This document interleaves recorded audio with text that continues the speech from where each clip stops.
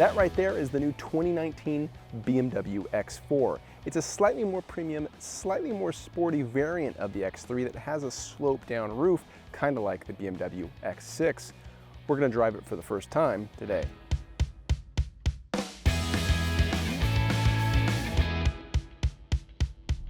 From the driver's seat, unsurprisingly, the X4 drives similarly to the X3, and I'm actually happy to get to talk about that because I went to Portugal to drive the X3 and film a video on it, and I got the flu immediately after landing, so no video.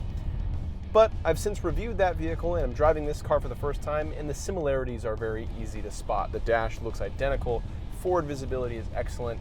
We have the same powerful 6-cylinder engine in this model, which is the M40i. Of the two, this is the M40i, which is the top version. Beneath that is an xDrive 30i. The xDrive 30i comes with a 2-liter turbocharged 4-cylinder, about 250 horsepower or so. And this M40i has a turbocharged straight 6 with 355 horsepower and about 365 pound-feet of torque. So acceleration in this is not a problem. BMW's never had a problem making powerful engines that feel good. And this one revs all the way to 6,500 RPM and sounds good in the process. So it's a very satisfactory driving experience. The nicely weighted and easy to grab onto steering wheel feels good in your hands. There's good detents in the rim that make you want to grab the wheel at the right position. The throttle response is pretty solid for a turbocharged engine, especially one with an 8-speed transmission. If I dial it into one of the various sport modes, it even gets a little louder and it'll crackle the exhaust when I make downshifts.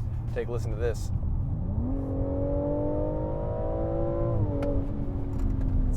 That's a good sound. And speaking of crazy performance things that you don't expect in this kind of vehicle, we've got launch control. And that'll get this M40i model to 60 miles an hour, according to BMW, in just over 4.5 seconds. There's no arguments about how fast this car can be in a straight line. And when it comes to handling, it does that job pretty well too. There's no getting around that it's an SUV, that it rides taller, that weighs a fair amount as well. But still, the satisfying parts of driving quickly, how the car responds when you go into a corner, how it feels when you accelerate out, all those elements are tied together very nicely, and that's important because that's kind of what you'd expect from BMW. The X4 aspires to be a sportier version of the X3. To that end, they've extended the rear track width on this over an inch, 1.2 inches, and that seems like a small amount, but it actually is kind of a major deal. They've done this because, it looked good, which doesn't hurt, and two, it also makes the car a little bit more nimble, and that's something you may not notice when you're driving, in the commute and stop and go traffic. But it may influence other elements, like if you decide to go up a winding road or take a freeway off-ramp or on-ramp at a good clip. All the X4 models come with the sport suspension, and that makes it ride a little bit more firmly than the standard car, and adaptive damping is optional. The version that we're driving, like I mentioned, is an X40i, but it's outfitted and kitted out with all the doodads and accessories, if you couldn't tell by this beautiful red leather. Now, all the X4s come standard with a large entertainment display, but a head-up display is optional, but this one has it, and it looks attractive.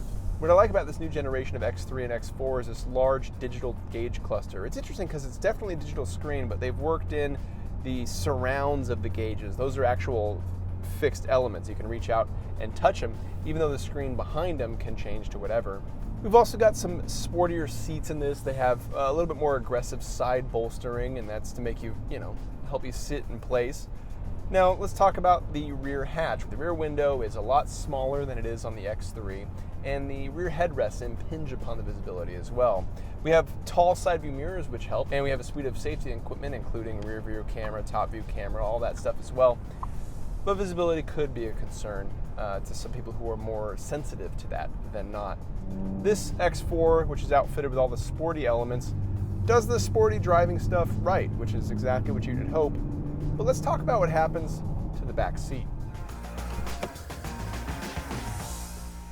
Now, the story with the last generation BMW X4 was that it compromised so much interior space because of the way this roof line went down that it really didn't seem to be that much worthwhile stepping to it over an X3 because the compromises were so great.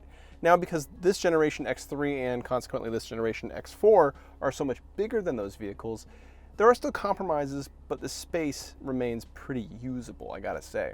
As I slither over to this seat here, I find that if I sit behind the driver's seat where I was sitting last, if I sit behind myself, I have plenty of leg room, plenty of shoulder room, although my hair is just about brushing the roof.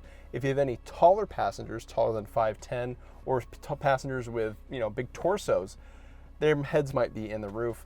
And this center seat here has a pretty firm backrest, so you can get 4 adults in this car total, but you probably want to keep, the center space for the little ones. Cargo space is a lot less than the X3, but the cargo area is pretty usable. You can flip down this back seat and use this entire loading area to put your stuff. The X4 is a very nice driving and interesting looking vehicle. The question is, who's buying it? It's more expensive than an X3 and offers less utility, and utility is the second word that makes up the acronym SUV. So from a logic perspective, it's kind of a head scratcher. That's what it's always been. I think the real draw is that this is something that will be sold in small numbers, that looks different, that has a sportier edge to it, and that alone is enough for shoppers who are looking for something a little bit more unique and something that stands out a bit more than your normal luxury compact SUV. We'll be sure to do a deeper test on this once we get it back at our office, but for now, the impression is this thing drives well, and the people who are remotely interested in the way this looks should check it out.